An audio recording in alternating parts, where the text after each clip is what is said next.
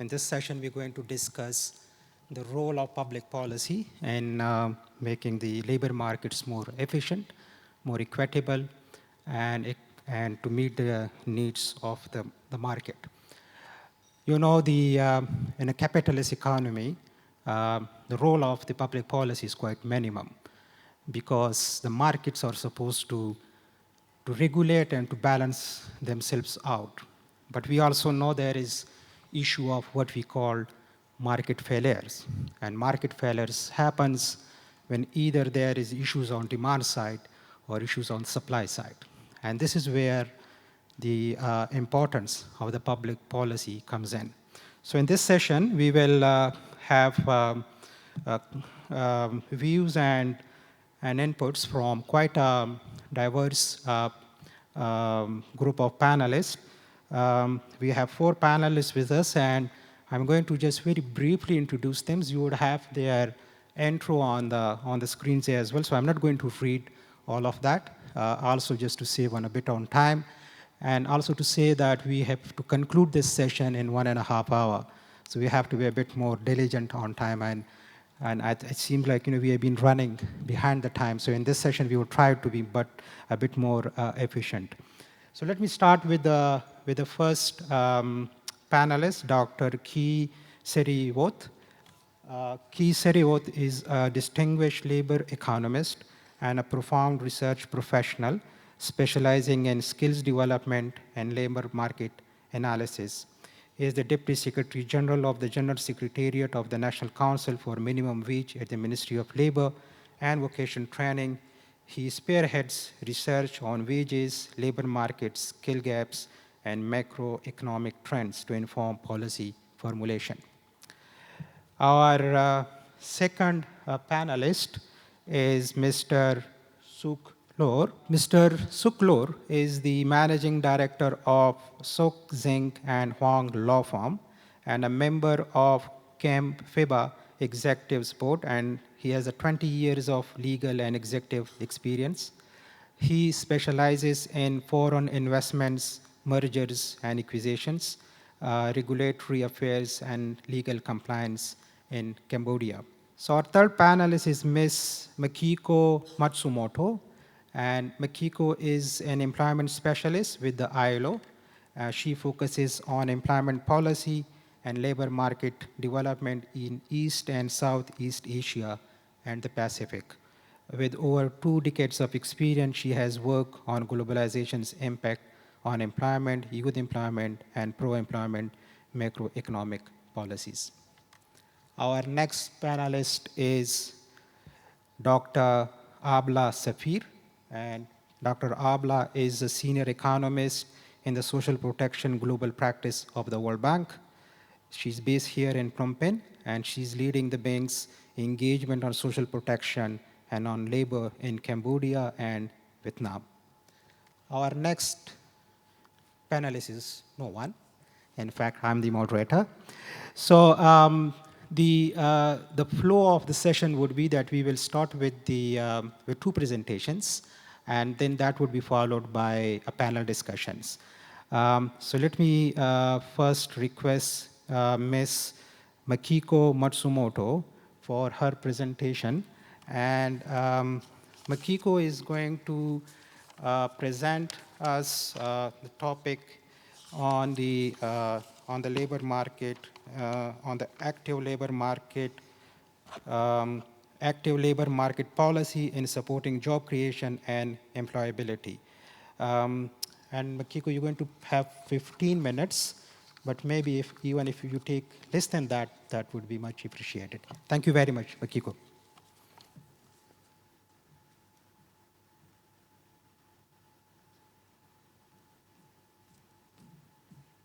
Thank you for the introduction. So let's get right into it in terms of this topic of active labor market policies. So the first question, when we talk about active labor market policies, maybe it has mentioned in some other sessions here and there, but what is it?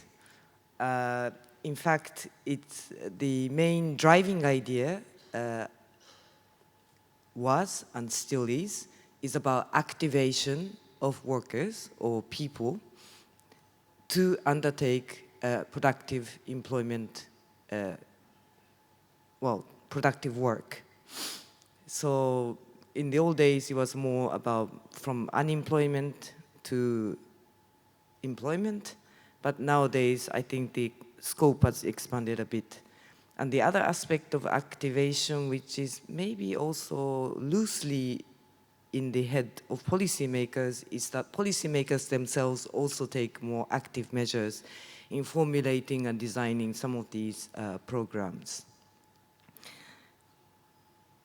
So there are 5 main categories of active labor market policies. So they are the training, public employment programs, or what used to be called public works program, which includes short-term job creation activities, employment subsidies, so these are the wage subsidies or other means of subsidization to keep people in employment, support for creation of micro-enterprises, and many countries do it through different formats. It's not necessarily the most common, at least in the developing countries. And intermediation services, which is the employment services. So here it will be the National Employment Agency. Well, I think the most often asked question, at least as far as I know since the mid-2000s and maybe even earlier, is how effective are the active labor market policies?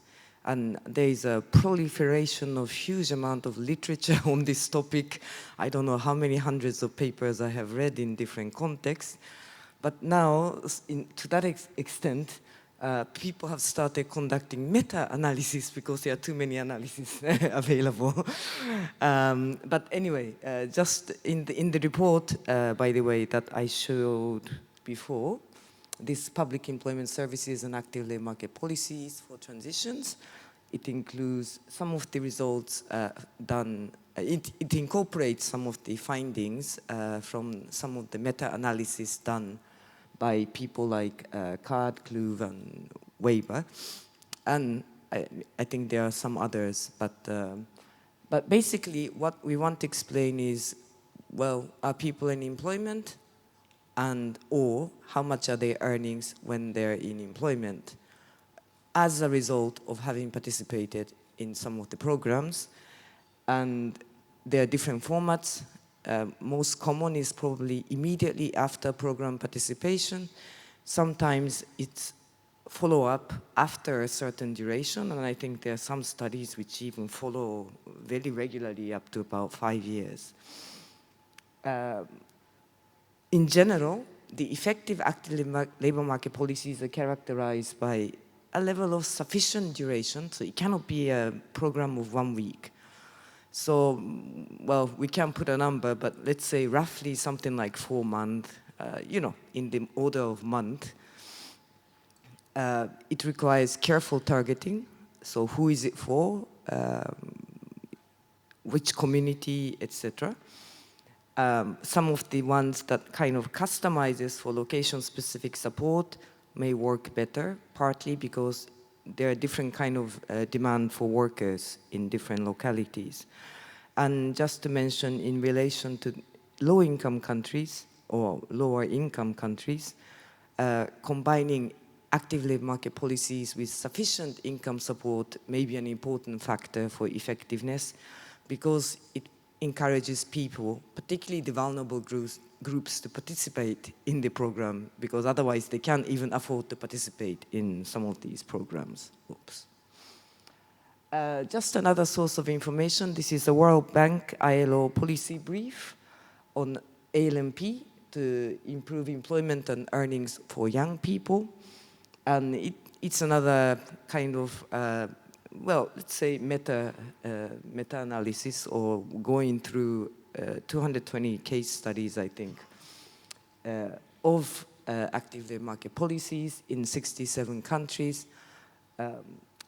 And they find for lower middle income countries, activities related to developing entrepreneurship and employment services seem to work quite well. And if you manage to target the vulnerable groups, they seem to pay off. And at least in this brief, the general idea is that while there are costs to running these programs, the benefits outweigh. And this is just a very rough, I think, median cost per beneficiary in 2020 USD. The most expensive, of course, is subsidized employment.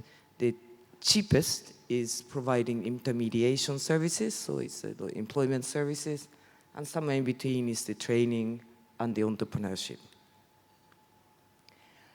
Just a quick word on ALMP response during in times of crisis.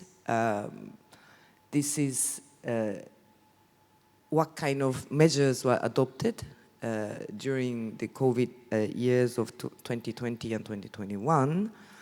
And at least what happened was that many people focused on employment services. So it's the dark blue line, because the idea was it was important to retain people in jobs, or at least keep that attachment to jobs rather than to let people go.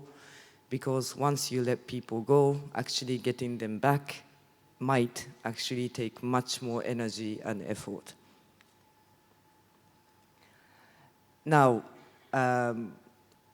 so these are a bunch of tools or policy sets. Is it a useful tool to support structural change? I think in our view, yes, I think so. It fits. So where does it sit within this kind of broad policy framework? You have your development policy, the pentagonal strategy, you have employment objective, let's say. You have on the left all kinds of economic policies that some people have already mentioned about. And then you have labor market institutions and policies to help adjust or allow labor market to respond to the emerging demands in the labor market, and also to support workers who might be falling out of the labor market. So in this way, I think ALMPs are probably a very useful tool. And just some consideration for Cambodia is some measures already exist, like training, like employment servicing. Of course, there are space for further improvements. But if you want to think ahead, whether you think this might be a good tool to move ahead, particularly in the context of LDC graduation, is to contextualize within the broader context. So what's happening out there? Where is the economy going? Where does the government want the economy to go? But where is it actually going as well? So I think that kind of contextualization. It is often known packaging the service well is probably a good idea. So instead of isolated, here is a training program, here is a little entrepreneurship program. If you can try to package and design, it would be good. I think it would be good to have a very good assessment of beneficiary gaps, so who are likely to fall out or who would not be able to participate. And they are probably most likely to be the most vulnerable. And stronger integration with so-called passive labor market policies, which is basically the social protection measures. And I think a program that can be applied fairly flexibly at the local level. So you can have a bare bones structure, maybe as an idea or framework at the national level, but in terms of program to respond to local needs, perhaps it can be flexibly designed. And to start thinking about monitoring and evaluation design from the outset, given how much of these programs have been evaluated in the past. And I stop over here. Thank you very much.